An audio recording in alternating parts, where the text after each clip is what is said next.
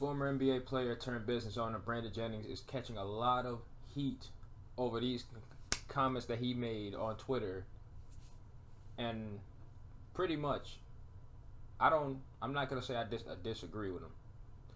There's certain parts that I disagree with. For the most part, he's telling the truth, and you know how people get when someone straight up tells the truth on Twitter. So let's go over what he really said. For one, whoever made this a players' league was the stupidest thing ever for the game of basketball. If I'm a fan of the game of basketball, why would I go to pay to watch players that can decide whenever they want to play? It's only a couple guys in the NBA that love the game. Outside of the NBA, kids make so much money now. You think they care? Now I don't know what he meant by that last sentence. Really, is it really the guys who do YouTube make money off of that, off of Instagram, where they post all the clips of their workouts and whatnot? I don't know what he means by that, but really, it's not right now. The league is looking bad because of the moves that certain guys make, namely top stars like Kyrie, most recently Kevin Durant, Ben Simmons. Shockingly, surprisingly, all three of these guys are on one team, but BJ's not wrong. If you can pick and choose when you want to play, what is that? What type of precedent does that set for the league going forward? How many players are going to get to do that? Certain players, I think, that should be able to do that. There's actually only really two players who I think should be able to take off because of how much they've given to the game and the league already. LeBron James and Stephen Curry. It's really only two players I think should be able to do that. Giannis, he's on his way to that level, but he's still like 25, 26. Anyone else, I don't really think they're in the position to do that. KD, his situation is tricky because he's given a lot to the game of basketball, but also he hasn't done enough yet to earn that type of level of where LeBron and Steph is really, because Steph has done all his damage throughout his entire career on one team. He's fought through all types of adversity. Being on the losing team turned him into a winning juggernaut. Getting hurt, his team getting hurt, coming back and then winning another title. So really, right now, Steph has really earned his spot to do like if he wants to take games off. Really, he could.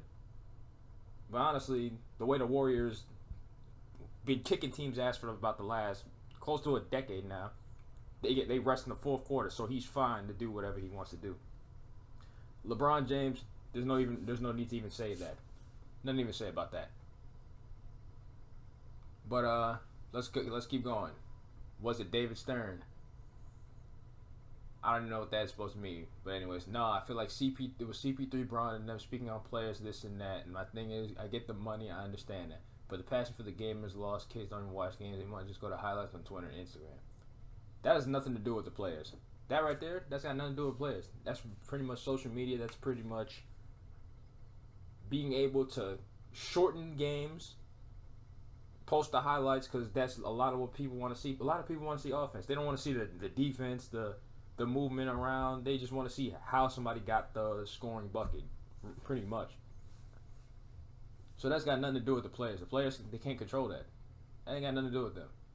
But the Chris Paul and Bron and them, no, really, for the influence of players being able to do what they want to do, that's LeBron James. Him taking control and pretty much handpicking his rosters, signing 1+1 deals so he can leave if he wants to, so chooses to. That's really LeBron's influence. But really, again, LeBron has earned the right to do that. And like he's saying, Bron and CP earned that. Now, I'll tell y'all straight up, I am a James Harden fan, and no, I was not impressed with what he did in the playoffs this year. But I'm going to tell you straight up, Chris Paul has not earned that right, even if he was or is president of the Players Association. Chris Paul has not earned that right. If Chris Paul was still on the Clippers to this day, he might have earned that right. because the Clippers were a poverty franchise until Chris Paul got there, and they've been good. They've been good ever since. They haven't been great. They haven't been. They've been to one conference finals, first time in their history, but they haven't been great. And he left about 4 or 5 years ago. But anyways, Bron and CP are in there, but it's not for everybody. Is what I'm saying. Certain players can do certain stuff, but everyone can't be comfortable trying to get that off. It's still a business and system to respect. That's facts. That right there is facts. If I'm a dad taking my son to a West Coast game, it's my one chance to see a star player from an East team. They sit out last minute. I'm hot. That's also facts. That's right. That right there is facts. Someone in Brooklyn wanted to see Kyrie play. They come from somewhere, Las Vegas, California, or Cali. Someone wants to come see Kyrie play, and he's sit out or he's gone AWOL like he did. Bro, we're gonna be pissed. Like, there's nothing to talk about there. We're gonna be pissed that we didn't get to see him play, because that's what they're paying top dollar for. They want to see the guys who make that team go. They want to see the superstar players, the superstar talent. That's really it right there. Continuing, I'm thinking my family worked too hard to buy that ticket. Okay. Being one of the 450 players in the NBA is a privilege. To appreciate and respect the league is life-changing immediately. It's about competing at the highest level, and you gotta have pride in that and honor it. That's what I'm saying. That right there, that's facts. That's facts right there. These guys have worked their whole lives to get to this point. Most of them, they just want to play. There's a lot of dudes there in the NBA that sit on the bench and they just want to play. So to see the top guys, I guess it's opportunity for them to play since they're sitting out. But to see the top guys just go off and waste opportunity but still getting paid top dollar for it, I would think that some players that aren't as good as them are pissed because they're getting opportunities like that, and they're thinking, yo, I'm trying to get in the game. And also the fans, they're thinking, yo, these guys are privileged now. And that's not really the case, because there's a lot of players in the NBA that are humble as shit. There's a lot of assholes, but there's a lot of guys that are humble as shit and they just want to hoop, and maybe they sat out for a good reason, but it's not given to the media. But still, there is pride in being in one of the 450 best players in the best league. Something to say about that. It's it. You have to put something in everybody's contract where you have to average this or play so many games. Have to do this to get that money. They just did it to Zion. Listen, the NBA is on its way like the NFL. To that point, I'm going to say that Ben Simmons is probably a large reason why a lot of this is going to change with the collective bargaining agreement, because of what he's done. He hasn't played in a whole calendar year. And it's not only Ben Simmons. Unfortunately, I'm an Orlando Magic fan. And a player by the name of Jonathan Isaac on our team, he did tear his ACL in the bubble, which was almost 2-3 years ago.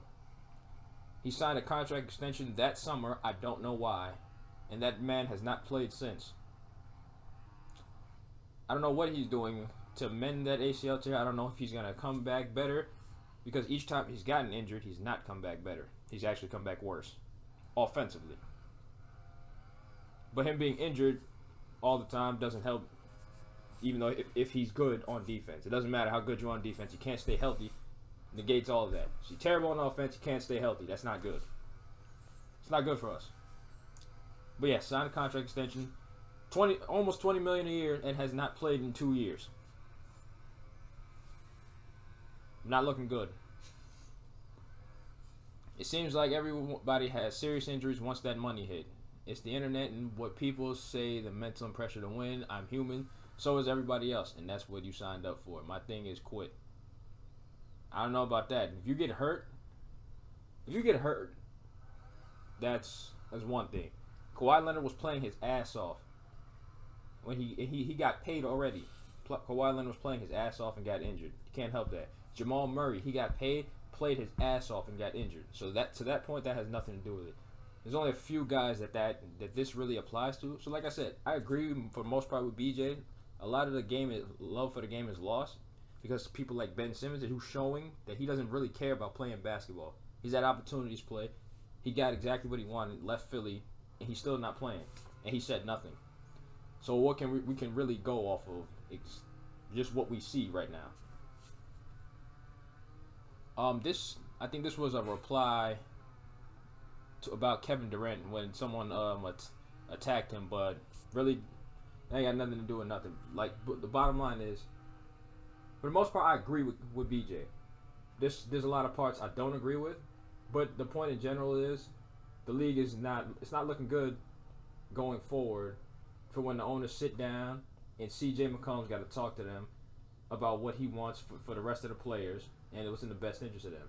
And the owners are going to use a bunch of examples of players not playing, choosing when they want to play, and costing them money. It's not good.